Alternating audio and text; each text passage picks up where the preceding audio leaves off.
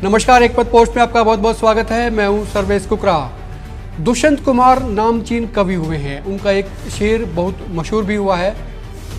उन्होंने एक वक्त में कहा था कि कौन कहता है कि आसमान में छेद नहीं हो सकता, एक पत्थर तो तबीयत से उछालो यारो। एक पत्थर हमने 2 दिन पहले उछाला था और तबीयत से ही उछाला था, और ये भी सच है कि आसमान में छेद भी हो गया।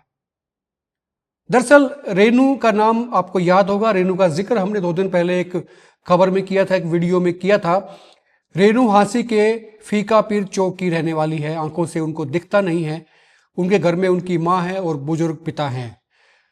बुजुर्ग पिता की पेंशन बंद हो जाती है पिछले 4-5 महीने से, और वो दर दर की ठोकरें खाती हैं, जूतियां तुड़वाती हैं, घिसाती हैं, लेकिन कोई सुनवाई नहीं हो रही थी। जब हमको इस बात का पता लगा, दरअसल उनका फ़ोन आया, उन्होंने बताया, उनकी पीड़ा उन्होंने जाहिर की कि हमारे साथ में ऐसा हो रहा है कि मैं देख नहीं पाती हूँ, देख नहीं सकती हूँ। बावजूद उसके समाधान शिविर में भी गई, नगर परिषद में भी गई, कहीं से कुछ नहीं मिला। सिर्फ आश्वासन मिले, आश्वासन भी झूठे मिले थे, कोरे मिले थे। लेकिन जो भी चीज़ें थी उन्होंने हमको बताई। हमने इस मुद्दे को उठाया, इस मामले को जोर शोर से उठाया।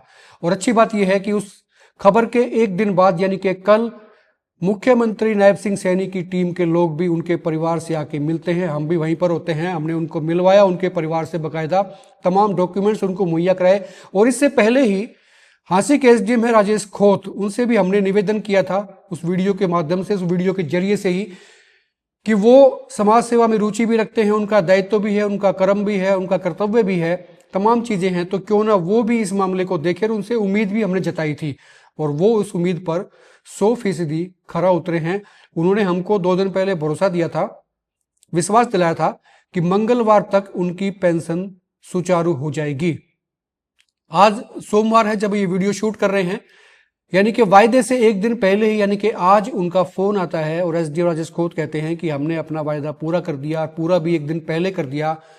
जो बुजुर्ग व्यक्ति हैं बंसीलाल, उनकी पेंशन शुरू हो गई है। जो भी खामियां थी उन खामियों को दुरुस्त कर लिया गया है, ठीक कर दिया है, और 10 जून को उनकी पेंशन उनके खाते में आ जाएगी। खाते का उन्होंने आईएफएससी कोड, जो इसमें दिक्कत थी, वो भी चेंज करवा दिया था। अब उनका आईएफएससी कोड SBIN 0000647 हो चुका है, यानी कि सिस्टम में तमाम चीजें अपडेट हो चुकी हैं।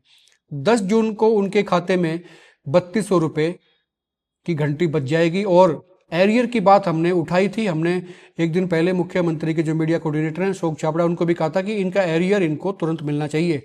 तो एसडीएम राजेश खोत ने कहा है कि एरियर की चिंता उन्हें भी थी और इसलिए उसका बंदोबस्त भी कर दिया है।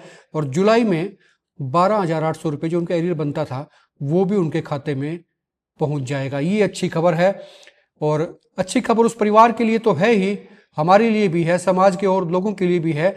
और इस चीज से सीख भी लेनी चाहिए अधिकारियों को, कर्मचारियों को।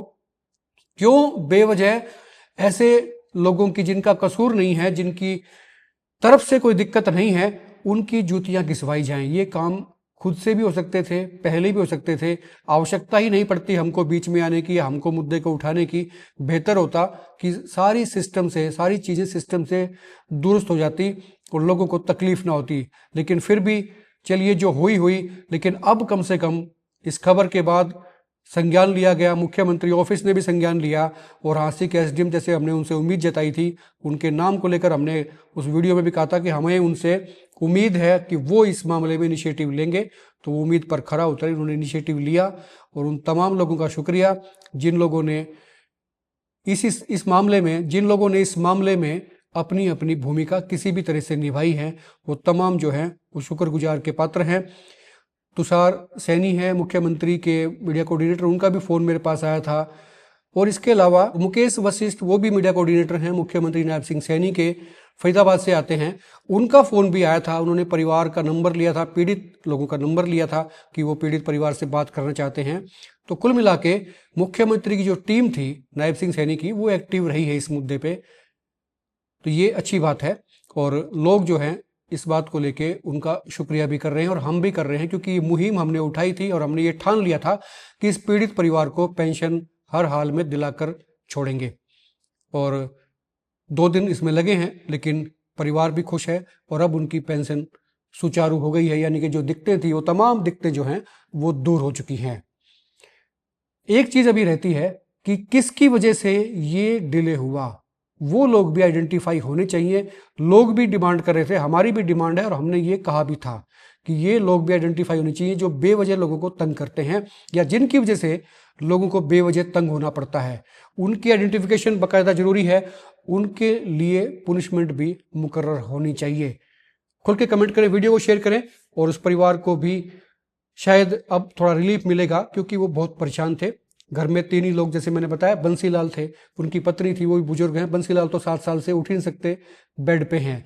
और उनकी बेटी जो खुद देख नहीं पाती हैं, उनके जीवन में उनकी आंखों के सामने हमेशा अंधेरा ही होता है, रात हो या दिन हो, उसके बावजूद वो दफ्तरों के चक्कर काट रही थी। उनके लिए भी सुखद है, कम से कम उनके पिता की पेंशन अब बन गई है, अब सुचारू हो गई है, मतलब क्योंकि पहले भी आती थी लेकिन पिछले जनवरी से आ नहीं रही थी, 5 महीने से उनकी पेंशन नहीं आ रही थी। ये उनके लिए भी थोड़ा सा सुखद है और हमें भी इस बात की खुशी है कि कम से कम उस बहन को, उस बेटी को जो है वो दिक्कतें अब नहीं होंगी जिन दिक्कतों को वो झेल रही थी। खुल के कमेंट करें, वीडियो को शेयर आप जरूर कर दें और इसको पसंद आए अगर आप तो लाइक भी कर सकते हैं। आप देखते रहें हिकमत पोस्ट। नमस्कार।